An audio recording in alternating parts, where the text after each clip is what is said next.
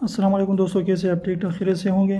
तो आज मैं आप लोगों को सैमसंग गैलेक्सी फोल्ड के बारे में बताऊंगा कि उसके क्या क्या फ़ीचर्स हैं और उसकी कीमत कितनी है और आप जो है उसे ले सकते हैं कि नहीं, और इसमें क्या क्या जो है आपको करना है और कुछ जो है आपने नहीं करना, तो आपने ये वीडियो लास्ट तक देखनी है। तो सैमसंग गैलेक्सी फोल्ड का 4.6 इंच का स्क्रीन होता है। अगर जब वो क्लोज़ होता है तो इसकी स्क्रीन जो है उसकी 4.6 इंच होती है। अगर आप उसे खोल दें तो इसकी स्क्रीन जो है 7.3 इंच की हो जाती है, यानी 7.3 इंच उसकी ओपन जो है इसकी स्क्रीन साइज़ है। और वो ये जो है सैमसंग गैलेक्सी फोल्ड 2019 में जो है सैमसंग ने लॉन्च किया था, और इसकी जो है इसकी प्राइस जो है $2000 है। तो आप खुद अंदाज़ा लगा सकते हैं कि इंडिया पाकिस्तान में कितनी उसकी जो है बनती है।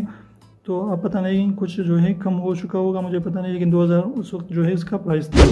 तो इसमें एक लेयर होता है, तो आपने उसको बिल्कुल नहीं हटानी, और आपने उसको हटाया तो आपका मोबाइल बहुत जल्द ख़राब होने का चांसेस मौजूद हैं।